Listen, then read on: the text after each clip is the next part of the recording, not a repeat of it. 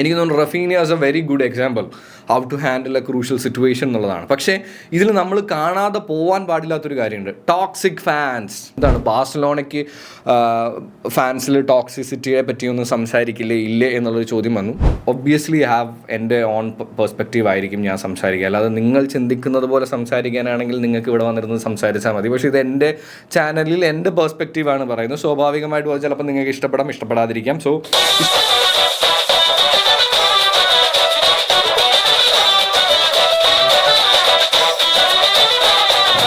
ഹേ guys, അപ്പോൾ welcome back to Andappan sports club. അപ്പോൾ ഈ ലോങ് ഫോർമാറ്റ് വീഡിയോ ചെയ്യുന്നതിന് മറ്റൊരു കാരണം കൂടെ ഉണ്ട് കേട്ടോ. കാര്യം എന്താണെന്ന് വെച്ച് കഴിഞ്ഞാൽ ഈ വീഡിയോ ടോപ്പിക്കിൻ്റെ ഒപ്പം തന്നെ നിങ്ങൾക്കൊരു താങ്ക്സ് പറയണമെന്നുണ്ടായിരുന്നു. കഴിഞ്ഞ ലോങ് ഫോർമാറ്റ് വീഡിയോയിൽ നിന്ന് ഒരുപാട് സബ്സ്ക്രൈബേഴ്സ് ആക്ച്വലി നമുക്ക് കിട്ടി.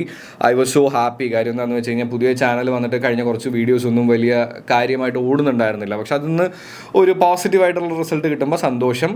സ്പോർട്സിൻ്റെ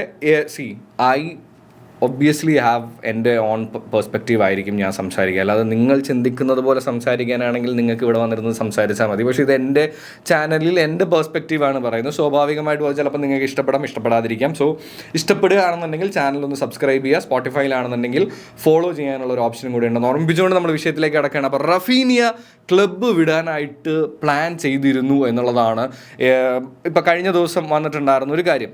അപ്പോൾ അതിനകത്ത് എനിക്ക് പേഴ്സണലി തോന്നിയ ഒരു കാര്യം എന്താണെന്ന് വെച്ച് കഴിഞ്ഞാൽ അതിൽ ആ പ്ലെയറിന് 1% പോലും കുറ്റം പറയാൻ പറ്റില്ല എന്നുള്ളതാണ് കേട്ടോ. കാര്യം എന്താണെന്ന് വെച്ച് കഴിഞ്ഞാൽ അത്രമേൽ ബാഴ്സലോണ ഫാൻസ് എൻ്റെ ഫേവറേറ്റ് ക്ലബ്ബാണ്. പക്ഷെ എന്നാലും ബാഴ്സലോണ ഫാൻസ് ഇൻസ്റ്റഗ്രാമിലൂടെയാണെന്നുണ്ടെങ്കിലും പലതരം സോഷ്യൽ മീഡിയ പ്ലാറ്റ്ഫോംസിലൂടെയാണെന്നുണ്ടെങ്കിലും ടു ദ കോർ ആ പ്ലെയറിനെ ഇൻസൾട്ട് ചെയ്യുന്നുണ്ടായിരുന്നു എന്നുള്ളത് നമുക്ക് എല്ലാവർക്കും അറിയാവുന്ന ഒരു കാര്യം തന്നെയാണ്. ആൻഡ് റീപ്ലേസ്മെൻ്റ് ആയിട്ട് നമ്മുടെ സ്പെയിനിൻ്റെ വില്യംസിനെ കൊണ്ടുവരാനായിട്ടുള്ള പ്ലാനും കാര്യങ്ങളും 11ാം നമ്പർ അവിടെ കൊടുക്കണം എന്ന് പറയുന്ന സംഭവങ്ങളും അങ്ങനെ ഒരുപാട് കാര്യങ്ങളുണ്ടായിരുന്നു അല്ലേ. പക്ഷേ റഫീനിയ പറഞ്ഞിട്ടുണ്ടായിരുന്ന ഇൻ്റർവ്യൂവിൽ പറഞ്ഞൊരു കാര്യം എന്താണെന്ന് വെച്ച് കഴിഞ്ഞാൽ, ഞാൻ ശരിക്കും പറഞ്ഞു കഴിഞ്ഞാൽ സോഷ്യൽ മീഡിയയിൽ ഇത് കണ്ടു കഴിഞ്ഞപ്പോൾ ഇങ്ങനെയുള്ള സംഭവങ്ങൾ കണ്ടു കഴിഞ്ഞപ്പോൾ പേഴ്സണലി എനിക്ക് ഭയങ്കര വിഷമം വന്നു. ക്ലബ്ബ് വിട്ടാലോ എന്ന് ഞാൻ ആലോചിച്ചു. ആ സമയത്താണ് എനിക്ക് ആ ഫോൺ കോൾ വരുന്നത്. ഹാൻസി ഫ്ലിക്കിൻ്റെ ആ കോളിൽ പുള്ളി പറഞ്ഞിരുന്നത്, നീ ഒന്ന് ട്രെയിനിങ്ങിന് വാ, നീ എന്ത് ഡിസിഷൻ എടുക്കുന്നതിന് മുമ്പ് ട്രെയിനിങ്ങിന് വാ എന്നുള്ളൊരു കാര്യം പറഞ്ഞിട്ടുണ്ടായിരുന്നു. ആൻഡ് റഫീനിയ പറയുന്നത് തൻ്റെ വൈഫിനോട് അദ്ദേഹം പറഞ്ഞു, ട്രെയിനിങ്ങിന് പോയി ഹാൻസി ഫ്ലിക്കിന് എൻ്റെ എഫേർട്സിനെ എനിക്ക് ഇഷ്ടപ്പെടുത്താൻ അല്ലെങ്കിൽ പുള്ളിക്ക് മനസ്സിലാവുകയാണെന്നുണ്ടെങ്കിൽ സ്വാഭാവികമായിട്ടും ഹാൻസി ഫ്ലിക്കിന് സന്തോഷം വരുന്ന രീതിയിൽ ഞാൻ ഈ ക്ലബിന് വേണ്ടി പരിശ്രമിക്കും അല്ലെങ്കിൽ പ്രവർത്തിക്കും എന്ന് പറഞ്ഞാണ് റഫീനിയ കണ്ടിന്യൂ ചെയ്യുന്നത്. ആൻഡ് അതിൻ്റെ ഒരു വലിയ റിസൾട്ട് തന്നെയാണ് എവിടെ നമുക്ക് കാണാൻ പറ്റുന്നത്. ഈ കഴിഞ്ഞ കുറച്ച് നാളുകളായിട്ട് റഫീനിയയുടെ സ്റ്റാറ്റ്സ് എടുത്ത് നോക്കുകയാണെന്നുണ്ടെങ്കിൽ തന്നെ ഇംപ്രസീവ് ആണെന്നുള്ളതാണ് അല്ലേ. ഇപ്പോൾ ചാമ്പ്യൻസ് ലീഗിൻ്റെ കാര്യം തന്നെ നോക്കുകയാണെന്നുണ്ടെങ്കിൽ 11 ഗോളും 6 അസിസ്റ്റും കൊടുത്തിട്ടുണ്ട് എന്നുള്ളതാണ്. ആൻഡ് ബാലൻഡിയോർ പവർ റാങ്കിങ്ങിൽ ഇപ്പോൾ ലാസ്റ്റിലെ ഏറ്റവും ലേറ്റസ്റ്റ് ആയിട്ടുള്ള പവർ റാങ്കിങ്ങിൽ 1ാം സ്ഥാനത്താണ് റഫീനിയ. ആ ലെവല് പെർഫോമൻസ് ആണ് പുള്ളിക്കൊരു എന്ന് വെച്ച് കഴിഞ്ഞാൽ കഴിഞ്ഞ ഒരു വർഷം ഏറ്റവും കൂടുതൽ വിമർശനങ്ങൾ കിട്ടിയിട്ടുണ്ടായിരുന്ന ബാഴ്സലോണ പ്ലെയർ ഇന്ന് ഏറ്റവും കൂടുതൽ പോസിറ്റീവായിട്ടുള്ള കമൻസ് കിട്ടുന്ന പ്ലെയറായി മാറി എന്നുള്ളതാണ്. റിസൾട്ട്സ് ഉണ്ടാക്കുന്ന ഒരു പ്ലെയറായി മാറി എന്നുള്ളതാണ് അല്ലേ. കോച്ചിൻ്റെ ഏറ്റവും ഫസ്റ്റ് ഓപ്ഷൻ പ്ലെയറായി മാറി എന്നുള്ളതാണ്. അതൊക്കെ നോക്കുമ്പോൾ എനിക്ക് തോന്നുന്നു Raphinha as a very good example how to handle a crucial situation എന്നുള്ളതാണ്. പക്ഷേ ഇതിൽ നമ്മൾ കാണാതെ പോകാൻ പാടില്ലാത്തൊരു കാര്യമുണ്ട്, ടോക്സിക് ഫാൻസ്.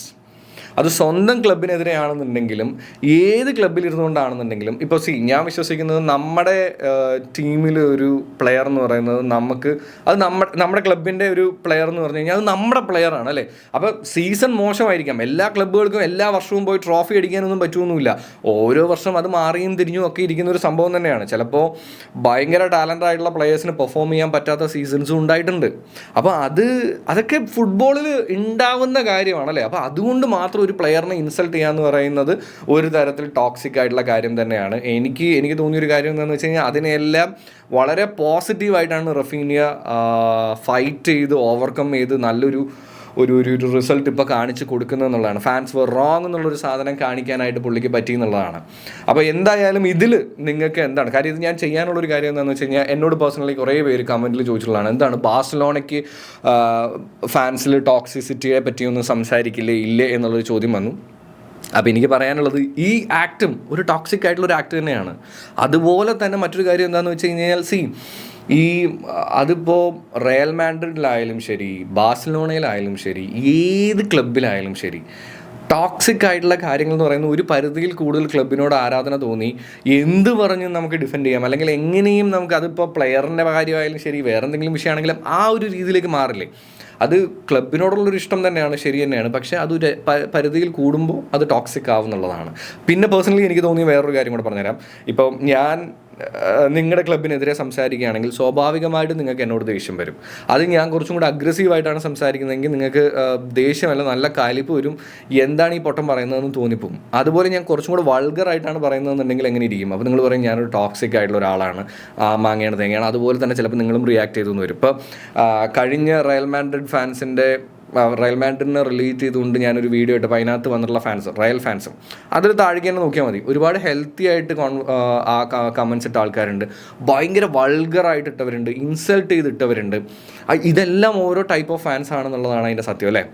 ഇതിൽ എനിക്ക് തോന്നിയിട്ടുള്ളത് ഏതാണെങ്കിലും ഒരു പരിധിയിൽ കൂടുതലായി കഴിഞ്ഞ് കഴിഞ്ഞാൽ പ്രശ്നം തന്നെയാണെന്നാണ് എനിക്ക് തോന്നുന്നത്. അപ്പോൾ എന്തായാലും ഈ ഒരു വിഷയത്തിൽ നിങ്ങളുടെ അഭിപ്രായങ്ങൾ എന്താണെന്ന് താഴെ കമൻറ്റ് ചെയ്യാനായിട്ട് ശ്രമിക്കുക. അതുപോലെ തന്നെ ഇങ്ങനെയുള്ള ടോക്കുകളും സ്പോർട്സ് റിലേറ്റഡ് ആയിട്ടുള്ള സംഭവങ്ങളും ഒക്കെ ഇഷ്ടമാണ് എന്നുണ്ടെങ്കിൽ ചാനൽ സബ്സ്ക്രൈബ് ചെയ്യാമെങ്കിൽ, അതായത് എൻ്റെ ടോക്കും കാര്യങ്ങളും ഒക്കെ ഇഷ്ടമാണെന്നുണ്ടെങ്കിൽ സബ്സ്ക്രൈബ് ചെയ്യാമെങ്കിൽ അതൊരു വലിയ ഹെൽപ്പായിരിക്കും എന്ന് ഓർമ്മിപ്പിച്ചുകൊണ്ട് ചിൽ ഗുപ്പിച്ചിൽ സൈനിങ് ഓഫ്.